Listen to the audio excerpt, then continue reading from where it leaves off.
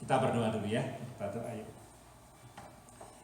Bapa di surga, terima kasih untuk hari ini Tuhan. Terima kasih untuk hidup ini.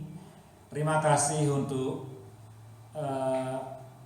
Engkau, Tuhan kami, being who you are, faithful God, loving God, yang memelihara, yang menopang, yang melindungi kami semua, yang menyerahkan tubuh dan jiwamu mati di kayu salib untuk menebus dosa kami. Terima kasih Tuhan Yesus. Kalau sebentar firman akan diberitakan, siapkan hati kami Tuhan Yesus, supaya hati kami menjadi tanah yang subur, supaya firman Tuhan yang dibagikan itu bisa bukan hanya memuaskan telinga, memuaskan otak kami, tapi juga nyata dalam kehidupan kami, memuliakan nama Tuhan. Di dalam nama Tuhan Yesus kami berdoa dan mengucap syukur. Amin. Saya mau bersaksi dulu ya. Mungkin tidak banyak orang seperti saya, bukan karena saya hebat, tapi karena saya ini orangnya penakut gitu ya. Jadi setiap kali saya mau kerja, mau berangkat kerja, itu saya berdoa takut gitu ya. Saya takut apa? Salah satunya, saya takut dalam pekerjaan itu saya mencelakai diri saya sendiri. Gitu ya. Serius, karena beberapa minggu yang lalu teman saya baik mencelakai dirinya sendiri. Jadi ada tulang jempolnya yang patah ya, dibawa ke emergency. Kalau ada yang begitu pasti besoknya manajer kumpulkan semua orang, safety ya, tahu safety procedure ya. Kalau saya tidak tahu Bapak Ibu familiar atau enggak, misalnya kalau kita itu buang sampah itu kita mesti pakai kacamata. Harus, karena kalau yang kita buang itu sampahnya beling gitu ya, beling itu kan kaca gitu, kita lempar, kacanya lompat, dia tidak mau ada apa-apa dengan mata kita. Jadi kalau dan di situ ada CCTV-nya kan, saya pernah sekali nggak sengaja lupa kan, kalau saya kerja kacamata selalu di sini ya, ada yang pakai kalung ya, karena setiap buang mesti kacamata. Saya lupa gitu ya, terus manajernya datang ke saya, kamu kalau lupa lagi you will be in trouble. Jadi beberapa minggu yang lalu teman saya bukan ke mata ini untungnya, tapi ada tulang jempolnya yang patah ya, dan tidak boleh dipakai itu jempolnya 6 minggu katanya. Oke. Jadi kemudian safety. Jadi saya berdoa sebelum kerja, tolong supaya saya jangan mencelakai diri saya sendiri. Saya juga berdoa, Tuhan tolong supaya saya jangan mencelakai orang lain. Saya berdoa itu, jangan sampai ya saya melakukan sesuatu, misalnya mengangkat sesuatu yang berat, barangnya jatuh, kemudian melukai orang lain. Wah, rasa bersalahnya lebih besar itu ya. Saya berdoa supaya jangan. Saya berdoa, Tuhan saya tidak mau merugikan toko. Kenapa? Karena saya terkenalnya apa? Terkenal kalau ngasih harga barang terlalu murah. Kan tokonya rugi kalau terlalu murah saya kasih harga kan. Jadi saya minta supaya saya ini bisa ngasih harga dengan tepat, at least gitu ya. Bukan menyukakan orang, tapi ya sesuai dengan keinginan store manajernya gitu ya. Pas gitu ya harganya, nah mau supaya jangan tokonya rugi. Ya kadang-kadang namanya orang rohani, saya berdoa Tuhan supaya melalui pekerjaan ini hari ini nama Tuhan dimuliakan. Ya, nama Tuhan dimuliakan, nama Tuhan diberitakan. Tolong supaya relasi dengan teman kerja bisa berlangsung dengan baik dan seterusnya. Nah, saudara, kesaksian saya ini gini. Di toko manapun juga, tidak harus value village, itu tentu saudara akan sering lihat ada satu barang yang tidak pada tempatnya. Ya, itu biasa customer beli pakaian, ngambil pakaian, terus jalan-jalan kalau di Walmart atau Superstore beli grocery, kemudian sudah kumpulkan grocery di cart, lihat pakaiannya kayaknya kurang bagus nih, ya, sama customer ditaruh di atas yang bukan tempatnya. Ya, males dia balikin ke tempatnya, nggak apa-apa ya, kan pembeli adalah raja, right? So itu haknya customer. Menurut saya itu bukan dosa yang bagaimana ya, itu haknya customer. Dia ngambil sesuatu, dia tidak kembalikan ke tempatnya. Pisang diambil, taruh di atas jeruk, bisa ya, jeruk diambil, taruh di atas apel biasa ya, odol diambil taruh di atas tempat mainan, is normal. Apalagi value village, right? Lebih kacau lagi ya, lebih semrawut lagi. Dan barang-barang yang di bawah tanggung jawab saya itu barang-barang yang tidak bisa di identify gitu ya. Pakaian punya departemen sendiri pakaian, right? Sepatu punya departemen sepatu, perhiasan punya departemen perhiasan, figurin itu patung-patung punya departemen, gelas punya departemen, cookware punya departemen. Semua yang tidak bisa di-identify dan ukurannya melebihi 50 cm taruh di tempat saya. Segala macam, pokoknya barang kalau ukurannya di atas 50 cm naturally furniture akan ada. Tapi nggak cuma furniture, misalnya kursi camping taruh tempat saya gitu ya. Apalagi vas bunga yang lebih dari 50 cm taruh tempat saya, segala macam gitu ya. Nah, saudara, jadi tempat saya itu seneng sih lihat barang-barang yang aneh-aneh. Saya seneng gitu. Kalau saya ditaruh kerja di pakaian mungkin bosen saya. Kalau taruh sepatu bosan. Tapi ini bisa lihat barang yang aneh-aneh, yang kita barangkali tidak tahu barang itu apa. Ya, saya pernah terima sapu gitu. Saya taruh di situ kan. Manajer saya bilang, tahu nggak ini apa?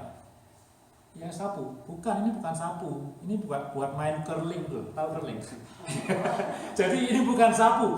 Jadi jangan taruh di sebelah sapu. Ini taruhnya di sporting goods, dekat-dekat raket sana. itu buat orang main curling tuh, bukan sapu itu ya. Saya belajar. Oh, ini yang namanya yang buat main curling seperti ini. Saya belajar. Nah, saudara, jadi barang itu kalau pagi datang banyak yang salah tempat ya. Di tempat saya bisa ada pakaian, ada sepatu. Waktu kita kerja, saya bukan mengatakan kita hebat, di mana-mana waktu kita kerja itu limited dan kita mesti mengerjakan banyak sekali hal. Jadi saya bisa memaklumi teman-teman saya sesama staf yang tidak mengembalikan barang pada tempatnya. Ya toh? Nggak ada waktu, bukan males, banyak kerjaan. Mesti naruh barang baru, maksudnya dari belakang untuk ditaruh di sales floor, mana sempet. Di tempat saya ada sepatu, padahal tempat sepatu diagonal, jauhnya dari tempat saya di ujung sini, dia di ujung sana. Nggak ada waktu gitu ya. Cuman sebisa mungkin, kalau saya ada waktu, sebisa mungkin saya kembalikan, saya kasih ke orang yang tanggung jawab. Jadi apalagi buku gitu ya, saya taruh. Nah, kemarin waktu hari Jumat, orang yang responsibel dengan buku itu mukanya galak sekali. Ya, kalau saya lihat orangnya mukanya galak, sangat tidak bersahabat ya. Saya bilang good morning, dia ya diem aja gitu ya. Dan kalau dia kerja, buku memang berat ya, tapi kalau dia kerja dia suka mengeluarkan suara gitu.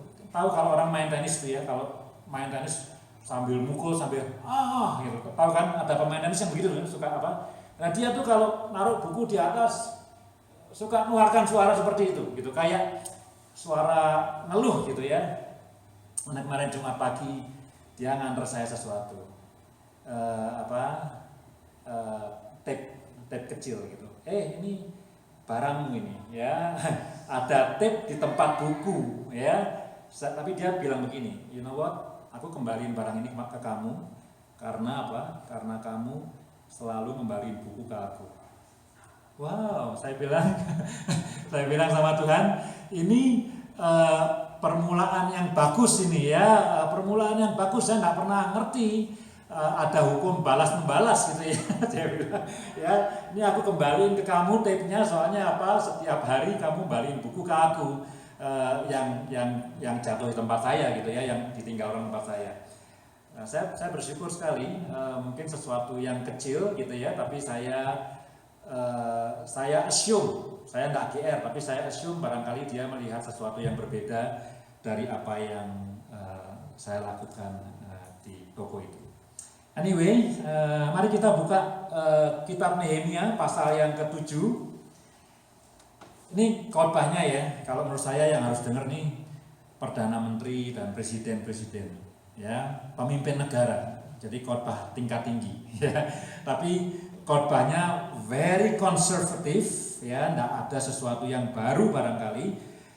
Tapi coba kita lihat bersama ya. Yang harus dengar sebetulnya kepala negara ya.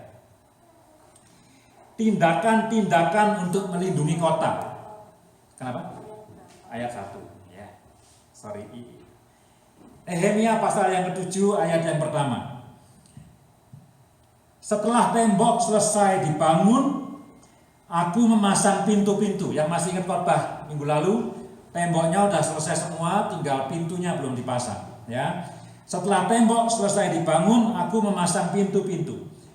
Lalu, nah ini nih, lalu diangkatlah penunggu-penunggu pintu gerbang, para penyanyi dan orang-orang Lewi. Itu nomor 1 dulu. Jadi ada penyanyi, ya, ada orang-orang Lewi, ada penunggu pintu gerbang.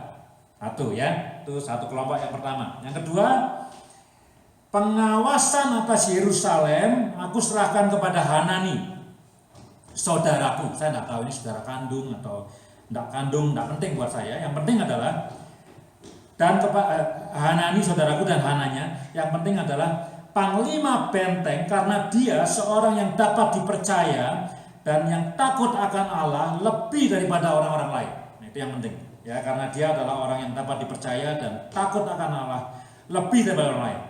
Nah, yang 3, berkatalah aku kepada mereka, pintu-pintu gerbang Yerusalem jangan dibuka sampai matahari panas terik, dan pintu-pintunya harus ditutup dan dipalangi.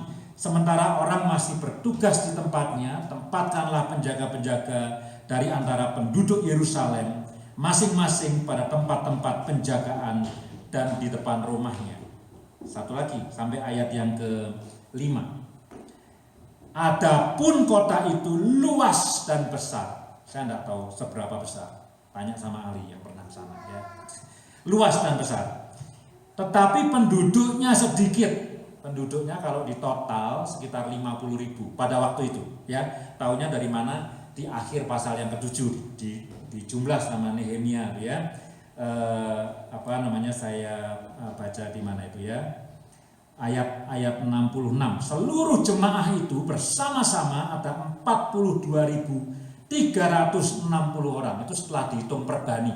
Dihitung-hitung 42.000 ya, selain dari budak mereka laki-laki dan perempuan yang berjumlah 7.000. Jadi 42 tambah 7.000 close to 50.000 ya. Jadi waktu itu kota Yerusalem isinya dihitung sama Nehemia 50.000. Nah, besarnya seberapa saya tidak tahu. Adapun kota itu luas dan besar, tapi penduduknya sedikit dan rumah-rumah belum dibangun. Maka Allahku memberikan dalam hatiku rencana untuk mengumpulkan para pemuka, para penguasa dan rakyat supaya mereka dicatat dalam silsilah. Maka itu dihitung. Lalu kudapati daftar silsilah orang-orang yang lebih dahulu berangkat pulang. Dalam daftar itu kudapati tertulis mulai ayat 6, membosankan kalau kita baca ya. Nama ini jumlahnya berapa, nama itu jumlahnya berapa, nama itu jumlahnya berapa, dan kemudian ayat 66 42.000, kemudian ada budak sekitar 7.000 orang ya. Nah, saudara, Nehemia terkenal sebagai orang yang bangun tembok kota Yerusalem ya, betul ya. Masih ingat berapa lama dibutuhkan waktu untuk bangun tembok? Puisi. Kalau di tempat saya kerja, tiap pagi ada meeting dengan manajer kasih pertanyaan apa yang dia bahas kemarin, yang bisa jawab dapat coklat ya. Masih ingat berapa hari? 52 hari ya, minus pintunya, temboknya 52 hari. Wah ya, lagi excited tuh ya Archie ya. 52 hari tembok dibangun. Saya bilang Nehemia itu luar biasa hebatnya ya. Kenapa? Karena kota yang segede gitu bisa selesai 52 hari, itu perlu komitmen yang hebat sekali ya. Dan dia berhasil memotivasi dan menggerakkan orang-orang itu untuk bekerja bersama-sama bangun tembok ya. Luar biasa. 52 hari itu less than 2 months. Yang sisa tinggal masang pintu aja. Kemudian dia masang pintu, selesai. Maka itu saya pernah bilang, Nehemia ini orang yang terkenal sebagai pembangun kota ya. Kalau Esra terkenalnya sebagai apa? dia pembangun bait suci. Jadi Nehemia bangun temboknya, Ezra bangun kembali kehidupan rohani orang Israel. Saya pernah ngomong beberapa minggu yang lalu gitu ya soal Nehemia dan Ezra dan kemudian Ezra, masih ingat? Nah kalau Ezra apa role-nya? Nah, role-nya bukan role-nya. Role-nya Ezra apa? Kalau udah ada Esther, Yerusalem tidak perlu dibangun kembali. Bait suci tidak perlu bangun kembali. Orang Yahudi punah semuanya. Jadi Esther menyelamatkan orang Yahudi, Nehemia membangun ibu kotanya, the pride gitu ya. Ezra membangun kehidupan rohaninya. Itu 3 serangkai, katanya begitu ya. Nah, saudara, tapi meskipun Nehemia itu seorang yang terkenal sebagai pembangun tembok, ada 3 poin ini khotbah saya hari ini ya. Tapi dia tidak melupakan kehidupan rohani. Ya, karena apa? Begitu tembok selesai dibangun, itu yang pertama dipilih oleh Nehemia adalah penyanyi, orang Lewi, dan penjaga-penjaga gerbang. Ya, penjaga gerbang ini bukan satpam. Kalau masih ingat saya berkali-kali mengatakan betapa pentingnya tembok. Saya selalu referring kisah dari Ruth. Masih ingat ya? Ruth dengan Boas.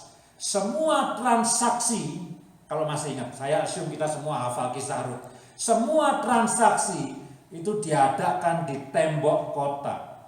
Ya, jadi peranan tembok pintu gerbang itu bukan sekedar orang keluar masuk, tapi punya makna rohani, ya, punya makna yang penting. Dan Nehemia tidak lupa dengan itu. Setelah tembok selesai, pintu dipasang, maka yang dipilih sama dia adalah orang-orang Lewi imam, kemudian para penyanyi, dan kemudian penjaga pintu gerbang. Administration, jadi gate administrator, kira-kira gitu. Jadi dipilih orang-orang ini penting sekali. Jadi ya temboknya megah, gres baru, ya pintunya sudah dipasang, tapi perlu orang-orang yang responsible dengan kehidupan rohani. Nah, saudara, saya bilang khotbah ini tidak ada yang baru, ya. Dan khotbah ini very conservative, tidak ada yang baru, ya. Saudara, saya cuma ingin ingatkan kita semua, dalam kehidupan kita ini kita pasti sibuk, ya. Saya juga sibuk, gara-gara kerja sibuk kan, ya. Kadang-kadang saya mikir juga, kalau di rumah gitu ya, atau kalau lagi break, kalau break kan break setengah jam itu rasanya lama sekali. Saya sebenarnya pengen balik kerja sebenarnya, pengen ngapain duduk di di lunchroom setengah jam, snack yang saya bawa juga 5 menit habis kok. Ya kalau saya enggak punya makanan mewah untuk lunch gitu kan. Jadi ya apa saja makan habis itu duduk, ya itu sama sahabat saya itu main browsing gitu kan ya, jadi saya pikir itu ngapain, tapi itu wajib diambil breaknya ya, apa boleh buat gitu kan. Kadang-kadang saya mikir gitu ya dalam break itu, kerja ini apa ya oke, artinya ya mengumpulkan uang karena kebutuhan macam-macam, kan kita mengumpulkan uang bukan untuk hal-hal yang tidak betul gitu ya. Jadi artinya apa? Artinya ya mengumpulkan uang gitu ya. Tapi ketika menyiapkan khotbah ini diingatkan dalam setiap aktivitas kita, kesibukan kita, entah itu pekerjaan, entah itu bangun rumah, supaya bangun rumah itu tidak harus nyemen gitu ya, tapi membuat rumahnya itu indah gitu ya. Dalam segala hal yang kita lakukan, jangan lupa pentingnya kehidupan rohani, pentingnya relasi dengan Tuhan. Semalam sebelum tidur ya, kesempatan emas sama Giver, saya tanya sama dia, sudah lama saya tidak nanya hal-hal yang rohani. Saya tanya, dalam hidup ini apa yang kamu paling takuti? Saya tanya gitu. Neraka, dia takut sama neraka. Loh, oke. Lawannya apa? Surga. Gimana caranya supaya masuk surga? Percaya Yesus, dan tahu dia. Jadi dia kalau gitu-gitu sudah tahu. Terus tak tanya, kamu percaya Yesus? Percaya deh.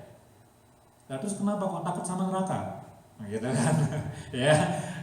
ya itu dialog ya, dialog gitu. Lalu saya jelaskan ya apa itu percaya. Saya bilang sama dia, kalau dalam iman Kristen percaya itu bukan cuman I know, saya bilang gitu, bukan cuman I know God can save me. Ya, saya cerita basic, cerita-cerita yang dulu saya diceritain waktu saya masih SD tentang bagaimana supaya bisa diselamatkan gitu ya. Jadi saya cerita, tidak lama karena setelah itu dia ngantuk dan dia tidur. Tapi saya treasure that short conversation gitu ya, dimana saya sedikit bisa ngomong soal hal-hal yang rohani dengan dia. Ya, saya tidak pernah tahu apa akibatnya atau barangkali tidak pernah ada bekasnya. Cuma tadi pagi bangun saya tanya, masih ingat enggak kemarin kita ngobrol apa? Oh masih ingat katanya, kita ngobrol soal surga dan neraka. Ya oke ya, saya bersyukur dia masih ingat akan hal itu. Tapi saudara, kehidupan rohani itu begitu penting. Saya mikirkan baik-baik setelah Kiefer tidur. Ya, saya tentu ingin dia jadi orang yang berhasil. Saya ingin dia jadi orang berhasil. Saya tentu ingin Kiefer kalau dia dikaruniai keluarga, dia punya istri yang baik, yang mengasihi, yang hormat sama dia. Saya tentu ingin kalau dia dikaruniai anak, kalau Tuhan karuniai dia anak, cucu saya, cucunya itu cucu-cucu yang baik, yang hormat sama orang tuanya. Saya tentu senang kalau dia punya pekerjaan, karir, pendidikan yang baik, hidup yang pokoknya sukses. Siapa orang tua yang tidak berharapan seperti itu? Ya, orang tua gila barangkali yang seperti itu. Tapi saudara-saudara, lebih dari semuanya itu, saya mesti jujur semalam sebelum saya tidur. Setelah dia tidur, saya lihat sudah merem gitu. Saya harus jujur. Ini kalau saya harus jujur. Kalau saya tidak bisa berikan Yesus bagi hidup dia, mungkin sampai mati saya akan nyesel. Dan mungkin itu penyesalan yang paling besar bagi saya. Tidak cuma buat Kiefer, buat Elliot, dan buat Keiko juga. Sebelum kerja, tadi kan saya bilang ya, Tuhan lindungi saya dari melukai diri saya sendiri. Karena kerjaan saya banyak potensi lukanya. Ini kalau saya buka nih, kalau lengan pendek, saudara kan lihat nih, ini baret-baret semua ini tangan saya. Ya, bukan karena pisau, saya ngangkat box besar aja pasti kebaret sini. Box itu melukai ya, ngangkat box. Ini banyak baretnya, tanda jasa ini, pahlawan Value Village. Banyak lukanya. Ya, saya berdoa ya, minta perlindungan supaya tidak melukai diri sendiri, supaya tidak melukai orang lain. Nah, kadang-kadang saya kalau lagi berdoa gitu, saya merasa kamu selfish banget sih. Ya terus saya berdoa, lindungi si Esther juga di tempat kerja, supaya dia juga tidak melukai dirinya dan tidak melukai orang lain. Lindungi juga itu anak-anak yang sekolah atau sekarang liburan, supaya mereka tidak melukai dirinya sendiri dan tidak melukai orang lain. Minta perlindungan Tuhan. Tapi saudara, lama-lama saya berpikir begini, kok kamu cuma berdoa untuk minta perlindungan jasmani saja ya? Ya, doa dong, minta supaya Tuhan juga melindungi jiwa dan roh mereka. Wah, saya discovery demi discovery gitu ya.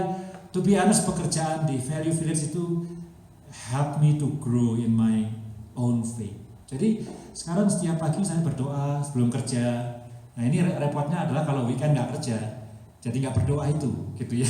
Tapi setiap pagi mau kerja karena rasa takut itu, berdoa, Tuhan tolong ya lindungi Keiko yang naik bis ke sekolah supaya tidak ada kecelakaan ya, tapi juga lindungi jiwanya dan lindungi rohnya supaya tidak ada hal-hal yang membahayakan jiwanya dan rohnya. Selama ini cuma mikir membahayakan fisiknya, tapi juga membahayakan jiwanya dan rohnya. Saya pikir-pikir, saya berharap mereka bertiga, seperti Bapak Ibu berharap kepada anak-anak Bapak Ibu bisa jadi sukses dan bahagia. Saya juga punya pengharapan yang sama. Tapi kalau saya, memang saya bukan orang yang berotoritas, tapi kalau mereka tidak punya Yesus dalam hidup mereka, mungkin saya akan sangat menyesal sekali. Dan saya tidak bisa bayar penyesalan itu. Saya pernah sharing di gereja ini satu kisah dari hamba Tuhan di Rumania zaman komunis dulu. Ya, kalau masih ingat saya cerita itu.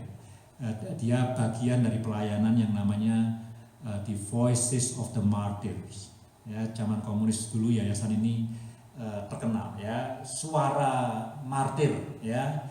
Banyak traktatnya juga diterjemahkan di dalam bahasa Indonesia ya. Nah, satu kali dia ditangkap ya, oleh tentara komunis di Rumania, dulu masih di bawah kuasa Soviet gitu ya. Ditangkap dan kemudian disiksa, disiram air panas, disiram air dingin, dipukuli dan segala macam gitu ya, disiksa. Dia pastor, hamba Tuhan, tentu tidak bisa melayani lagi di penjara ya, tidak bisa apa-apa lagi. Nah, dia diminta untuk menghentikan, ini permintaannya tentara, kamu akan saya bebaskan ya. Permintaan nomor 1, berhenti melayani, berhenti beritakan Injil gitu ya. Dia pikir-pikir, well oke. Mungkin aku bisa underground ya, enggak terang-terangan, enggak di gedung gereja, atau mungkin aku masih bisa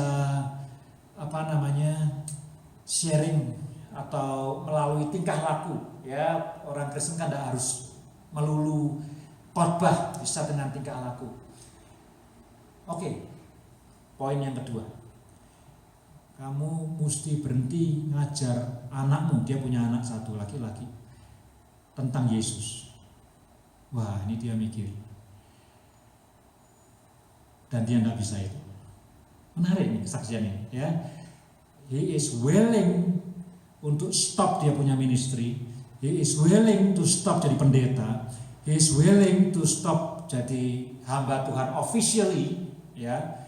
Namanya hamba Tuhan ya, unofficially yang tidak formal tetap melayani, tapi officially aku give up all the position, tapi aku tidak willing untuk berhenti ngajar anakku tentang Yesus.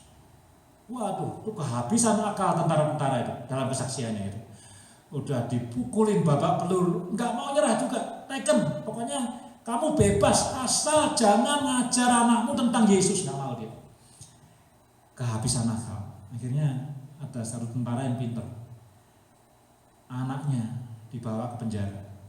Wah, ini dramanya berubah sekarang ya. Anaknya yang disiksa sekarang di depan bapaknya. Ya, satu kali bapaknya tidak tahan, terus dia bilang sama tentaranya, enough, stop, ya stop, sudah jangan siksa anakku lagi gitu. Tapi dalam kesaksiannya ketika dia bilang sama prajuritnya, sama tentaranya untuk stop nyiksa anaknya, anaknya itu ngomong, no dad, no, ya, don't give up, ya, jangan nyerah, jangan nuruti kemauan dari prajurit-prajurit ini. So at the end anak ini mati di penjara karena disiksa, dan kemudian justru bapaknya bisa bebas gitu ya, dan kemudian menuliskan kesaksian. Nah, cerita ini saya tidak pernah lupa ya. Dia willing untuk give up semua pelayanan yang dia punya, tapi dia tidak willing untuk give up teaching Jesus or giving Jesus kepada anaknya sendiri. Ya, kok jadi ngomong bapak sama anak ya, tapi intinya apa? Spiritual life is very important. Physical safety is important, tapi spiritual safety luar biasa penting. Saya berharap anak saya bisa bahagia. Kalau Nehemia dia berharap barangkali Yerusalem jadi kota yang maju, Yerusalem jadi kota yang jadi pusat perdagangan barangkali, jadi kota yang ternama, yang terkenal. Tapi tidak boleh lupa dengan spiritual life. Orang Lewi ditunjuk dulu, pemimpin pujian ditunjuk dulu, gate administrator ditunjuk dulu. Ya, nomor 1 spirituality. Nah, kenapa saya bilang ini khotbahnya untuk para pemimpin negara? Karena apa? Sila pertama apa, saudara? Ketuhanan yang Maha Esa. Ya, sama nih, Indonesia setuju sama Nehemia ya. Yang kedua setelah kehidupan rohani dibangun, yang kedua adalah keamanan. Maka itu ditunjuk panglima perang tadi yang saya bilang saudaranya, saya tidak tahu saudara kandung atau bukan, namanya yang satu namanya Hanani, yang satu namanya Hananya. Jangan-jangan kembar ini ya, Hanani sama Hananya. Cuman beda endingnya. Ditunjuk sebagai keamanan. Dulu saya pernah sekolah tentang hubungan antara teologi dengan pembangunan, ya, antara iman dengan development, gitu ya. Nah, salah satu tesis itu salah satu teori mengatakan bahwa untuk negara-negara berkembang di Asia dan di Afrika dan di Amerika Latin, supaya negara itu maju dan sukses, maka negara itu harus dipimpin oleh seorang militer. Ini teori, yang bikin bukan orang Indonesia, ini teori. Kalau negaranya maju seperti Amerika, seperti Kanada, seperti negara-negara Eropa Barat, Perdana Menteri nggak harus jenderal, ngapain jenderal ya? Orang sipil aja, ya, negara akan jalan dengan baik. Tapi kalau seperti Indonesia, wah harus Soeharto, harus jenderal yang kuat, gitu ya. Karena apa? Karena regardless korupsi dan yang lain-lainnya, negara yang masih berkembang itu perlu dipimpin dengan style dan gaya yang keras supaya mereka itu bisa diatur dan teratur, ya. Dan ada buktinya, ya. Lihat negara-negara berkembang yang dipimpin oleh sipil pasti sebentar demo lagi. Lihat Indonesia 32 tahun, luar biasa kan? Loh, ini kita bukan memuji Pak Harto ya, tapi itu jasa-jasanya 32 tahun. Kalau seandainya yang mimpin orang sipil, nah 2 tahun ganti lagi, 2 tahun ganti lagi, 2 tahun ganti lagi. Kapan pembangunannya? Ya, karena butuh rasa aman, butuh keamanan untuk bisa ada pembangunan yang lancar. Untuk orang mau investasi, ceritanya gitu ya. Kalau tidak ada keamanan, orang tidak mau investasi. Kan teorinya seperti itu kan. Sekarang zaman udah berubah ya. Tapi dulu waktu saya zaman sekolah, tesisnya adalah kalau negara itu bukan negara maju, kalau dia dipimpin oleh militer, dia bisa mulai membangun, gitu ya. Yerusalem dikasih sama panglima perang Hanani dan Hananya, ya, orang yang kuat. Tugasnya apa? Tugasnya untuk menciptakan keamanan. Dan mereka dipilih karena 2 alasan. Ini penting sekali.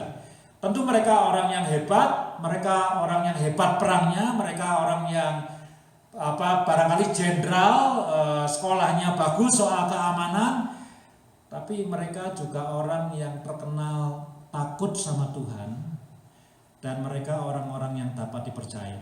Maka itu saya bilang khotbah hari ini tidak ada yang aneh. Ya, just plain. Bagaimana Nehemia memilih orang adalah orang yang dapat dipercaya, nomor 1, dan nomor 2 adalah orang yang takut akan Tuhan. Saya baca ini kok mirip-mirip juga ya, mirip sama Paulus, ya kan? Paulus itu waktu memuridkan orang, ya, kalau kita bicara pemuritan, by the way, ada yang nggak tahu pemuritan ya di sini? Tahu ya? Semoga tahu ya. Ini penting loh, karena apa? Karena Yesus mengatakan kepada kita, kepada murid-muridnya, jadikanlah semua bangsa muridku. Sebelum dia naik ke surga, itu udah the very last command dari Yesus, jadikan semua bangsa muridku. Jadi bayangin ya, kalau bapak kita mati, 5 detik sebelum mati, dia bilang sama kita pesan sesuatu. Waduh, pentingnya kayak apa ya? Ya bener ya. 5 detik kemudian dia mati, betapa pentingnya itu. Yesus mungkin udah kalau roket itu ya, apinya udah keluar nih di bawah, roketnya udah mau terbang. Dia bilang sama murid-muridnya, jadikanlah semua bangsa muridku. Terus naik roketnya. The very last command dari dia, jadikan semua bangsa muridku. Nah, Paulus menarik sekali. Kalau dia memuridkan orang, ya, percayakanlah Injil ini kepada orang-orang yang dapat dipercaya. Artinya apa? kepada orang-orang yang dapat meneruskan pekerjaan pemuritan kepada orang lain. Itu sebabnya lebih dari 3 billion orang di dunia ini mengaku percaya Yesus, mengaku Kristen. Ya, dimulai karena Paulus mempercayakan Injil kepada orang yang dapat dipercaya. Hanani dan Hananya, orang yang dapat dipercaya, tapi juga orang yang terkenal takut akan Tuhan. Jadi bukan mentang-mentang militer, tapi juga orang yang kehidupan rohaninya luar biasa. Nah, ini 2A ya, 2A. 2B. Nehemia ini konservatif sekali. Ya. Kalau malam di rumah pintunya ditutup nggak? Tutup kan? Ya. Karena kenapa ditutup? Siang juga tutup ya. Tapi kenapa tutup kalau malam? Kita tidur kan, takut maling karena kita tidur. Kalau siang kan biasanya enggak tidur ya, barangkali kalau panas pintu dibuka sedikit, kita masak-masak di dalam ya, atau baca buku atau nonton TV supaya ada angin masuk, kita buka pintu. Tapi kalau malam kita tutup, karena apa? Karena kita tidur. Nah, memang Injil juga mengatakan Yesus datang seperti pencuri pada malam hari. Ya, pencuri datangnya malam hari. Meskipun sekarang pencuri bisa kapan aja datang, tapi malam hari kita biasa tidur. Jadi kalau pencuri datang, kita tidak tahu. Nehemia ngasih perintah yang luar biasa. Pintu gerbang tidak boleh dibuka bukan saat matahari terbit. Tidak boleh dibuka sampai mataharinya terik, baru boleh buka. Tidak tahu jam berapa matahari terik di Yerusalem. Mungkin jam 11, mungkin jam 12. Ya, kalau kita punya toko misalnya, jangan buka toko jam 9, masih nggak aman itu. Buka toko jam 12, setelah semuanya rame, jadi orang nggak bisa ngerampok, orang nggak bisa buat macam-macam, baru tokonya dibuka. Itu Nehemia. Dia melihat safety dan security itu penting sekali. Nah, makanya ini khotbah buat siapa? Buat Perdana Menteri, buat Presiden, buat pemimpin negara. Karena kalau tidak ada safety, tidak ada security, suatu bangsa tidak bisa maju. Kalau suatu bangsa itu perang terus, entah itu perang saudara atau whatever, konflik terus, bangsa itu tidak pernah akan bisa maju. Perlu keamanan baru bisa maju. Jadi presiden itu tidak mudah, kayak Jokowi misalnya gitu ya. Kita mikirnya, orang-orang mikirnya, pokoknya pertumbuhan ekonomi 6%, gitu. Pokoknya pertumbuhan ekonomi 7%. Itu yang dilihat orang. Yang tidak dilihat orang adalah supaya ekonominya bisa tumbuh sekian persen, negaranya mesti stabil. Demo mesti minimum. Kalau demo terus kan, saya bilang siapa yang mau investasi? Tidak ada yang mau investasi. Jadi security. Nehemia punya visi Yerusalem maju. Nehemia punya visi the pride of Israel bangkit kembali. Tadi kalau teorinya tadi ya, Ezra itu kehidupan rohani, Nehemia itu the pride of the nations, itu bisa revive, bisa bangkit kembali. Maka setelah kehidupan rohani yang nomor 2 adalah keamanan, security.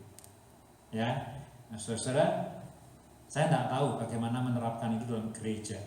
Saya tidak tahu bagaimana menempatkan itu dalam satu keluarga. Tapi setidaknya anak-anak kita perlu merasa bahwa keluarga kita adalah tempat yang aman. Kalau mereka menemukan tempat yang aman di luar keluarga, itu lampu merah tuh. Ya. Kalau mereka tidak merasa aman dalam rumah tangga, dalam keluarga sendiri, lampu merah. Bahaya, kita mesti berpikir ada apa yang salah dengan keluarga kita. Ya, kita enggak dipanggil nomor 1 untuk ngasih makanan yang enak-enak kepada anak kita. Kita enggak dipanggil untuk menyekolahkan anak kita ke sekolah-sekolah yang hebat. Nah, kita dipanggil untuk menciptakan rasa aman. Supaya anak-anak itu kalau di rumah merasa dikasihi, merasa dihargai, merasa dihormati, merasa disayangi oleh orang tuanya, oleh siblingnya. Tugas kita setelah apa? Setelah ngasih Yesus dalam hati mereka, nomor 2, bikin keluarga jadi tempat yang nyaman dan aman untuk mereka. Itu Nehemia. Yang nomor 3 ya, saya baca ayat 4 dan 5. Adapun kota itu, ini yang paling akhir, luas dan besar, tapi penduduknya sedikit dan rumah-rumah belum dibangun. Ya, jadi dia lihat kota, temboknya bagus, ya, sudah terbangun, pintu gerbang sudah ada, kotanya gede nih, tapi orangnya sedikit, masih tinggal di tenda, tidak ada rumah, gitu ya. Ya, ini kalau waktu baca ini ingat, ini perlu Menteri Perumahan Rakyat, nah, gitu ya, supaya bangun rumah. Tugas pertama sebelum pembangunan dia data dulu. Mau bangun rumah berapa? Nggak tahu jumlah orangnya berapa kan? Yang menarik adalah bukan cuma jumlah orang, tapi jumlah orang dari keluarga mana, dicatat semua. Dan itu ayat yang ke-6 sampai ayat yang ke-70 sekian.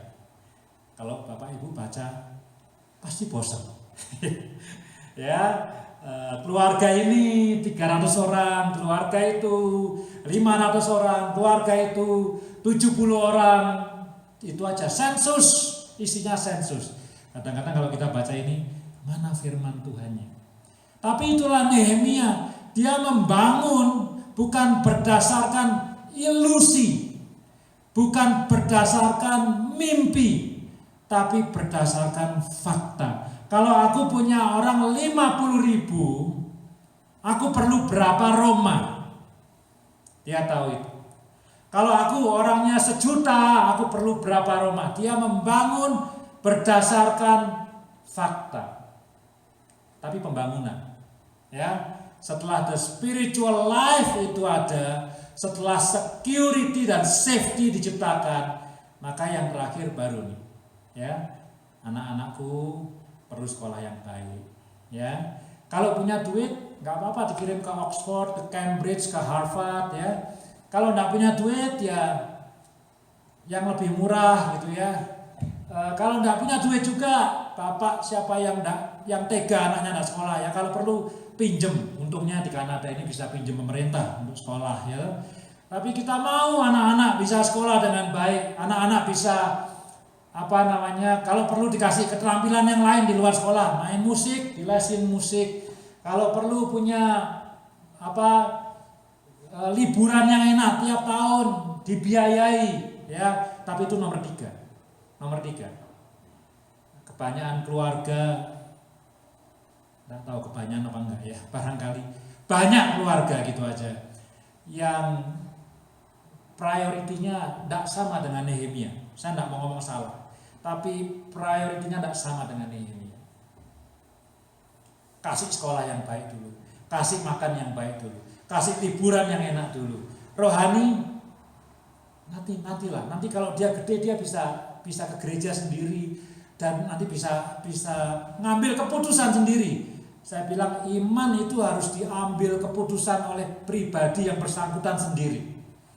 Masih ingat waktu Evan dibaptis, ya. Meskipun dia masih muda, tidak ada yang maksa dia untuk dibaptis. Itu keputusan dia sendiri untuk dibaptis. Tentu Roh Kudus bekerja, tapi itu keputusan dia yang sadar. Tapi saudara-saudara, orang tua sangat menentukan. Adalah privilege untuk kita. Kita mungkin tidak bisa nginjil ke banyak orang, tapi kita bisa berikan Yesus kepada anak-anak kita. That's a privilege, kesempatan yang luar biasa yang orang lain tidak punya. Yang punya ya orang tuanya masing-masing. Ya saudara ya, jadi sudah kehidupan rohani terbangun, keamanan terbangun, baru pembangunan yang lainnya, pembangunan ekonomi, pembangunan pendidikan, pembangunan kesejahteraan, welfare baru dimulai. Ya, menarik ya.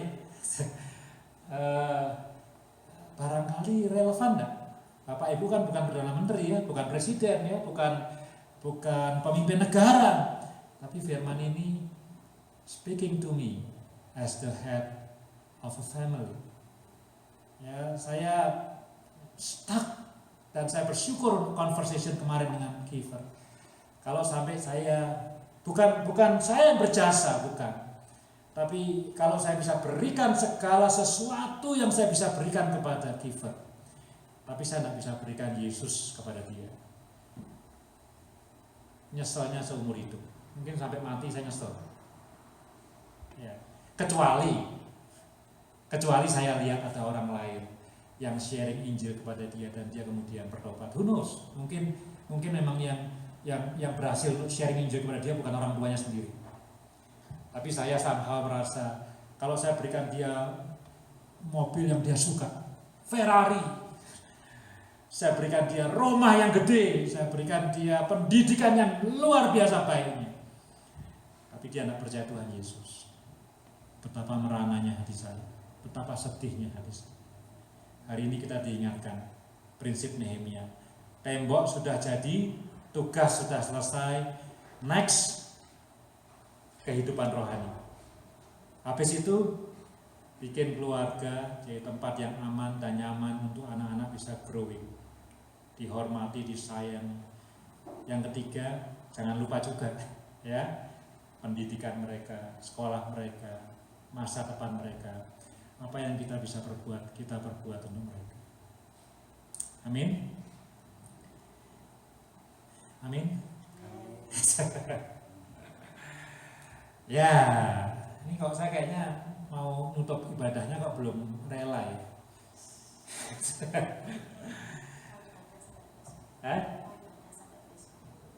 Kenapa? Oh, jangan dong ya. Ayo kita berdoa ya, kita berdoa. Hari ini adik kita Chelsea berulang tahun ya, umur 5.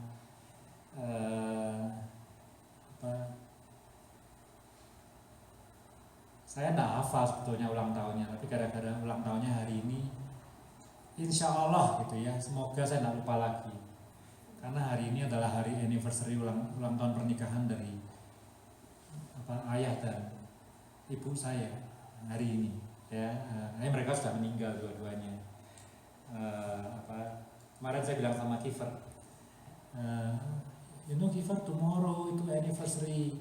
Pertama saya bilang, Kiefer, tomorrow is Chelsea's birthday loh. Aku bilang gitu ya. Oh iya. Terus tapi tomorrow juga your grandpa and grandma wedding anniversary, aku bilang gitu.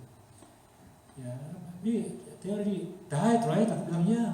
Terus di mana mereka? Bilang di surga. Loh, kok kamu tahu dia mereka di surga? Taunya dari mana? Gitu ya. Nah, kemudian kita that opportunity ya, kesempatan untuk sharing mengenai bagaimana orang tua saya bertobat dan seterusnya is truly a privilege. Yuk kita bangkit berdiri, kita akhiri ibadah kita pada kita nanti merayakan Chelsea ya di bawah. Ya, kita berdoa.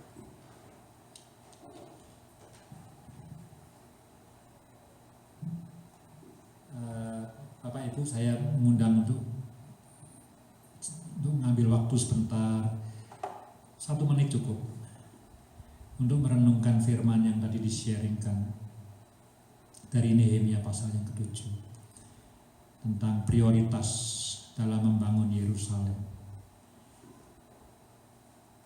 Coba adopting itu jadi priority, jadi prioritas dalam membangun keluarga kita. Kehidupan rohani itu nomor 1. Keamanan, security, baik itu keamanan jasmani, keamanan jiwani, keamanan rohani. Anak-anak bisa menemukan bahwa dalam keluarga mereka bisa dihargai, diterima, bisa bertumbuh dengan sehat. Dan kemudian pembangunan, development, education, welfare. Mungkin khotbahnya sepertinya biasa, tapi mari kita renungkan bagaimana kita nyusun priority dalam keluarga kita, dalam kehidupan keluarga kita.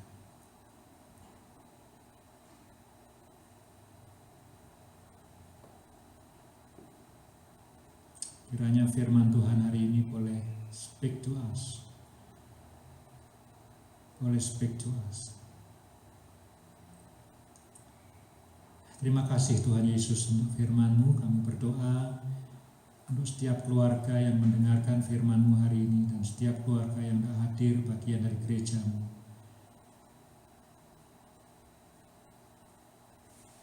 supaya dalam keluarga-keluarga yang related dengan House for All Nation di Calgary, Tuhan, ada kehidupan rohani yang sehat. Di sana Yesus menjadi Raja, di sana Yesus menjadi landasan, di sana Yesus menjadi sosok yang dipercaya, yang menyelamatkan, yang melindungi, yang menopang, yang menyokong, yang menjadi terutama, menjadi alasan yang terutama untuk setiap keputusan yang diambil.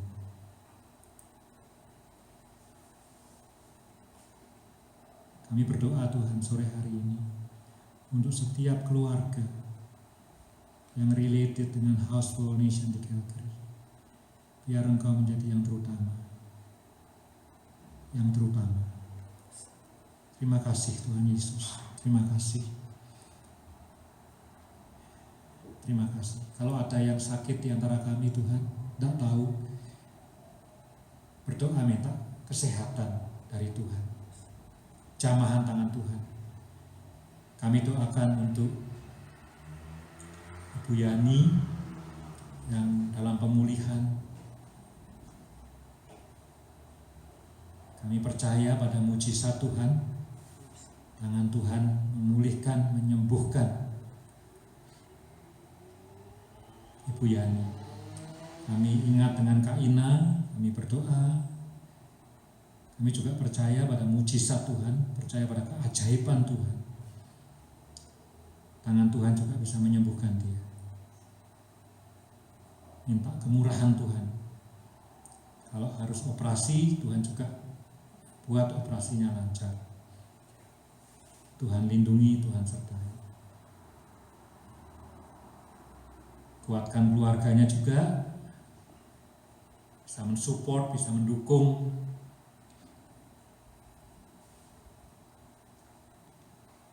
Untuk proses yang harus dilalui, untuk kesembuhan, untuk treatment semuanya Tuhan.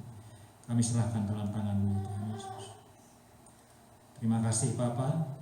Kalau ada yang dalam pergumulan hidup yang kami tidak tahu apa itu, mungkin bukan kesehatan tapi pergumulan-pergumulan yang lainnya. Hamba juga berdoa Tuhan sore hari ini. Mohon supaya tangan Tuhan menolong, memberikan jalan keluar. Biar mata kami terbuka dan hati kami rela untuk taat kepada jalan yang Tuhan sediakan. Terima kasih Tuhan Yesus. Jemaat, terimalah berkat Tuhan.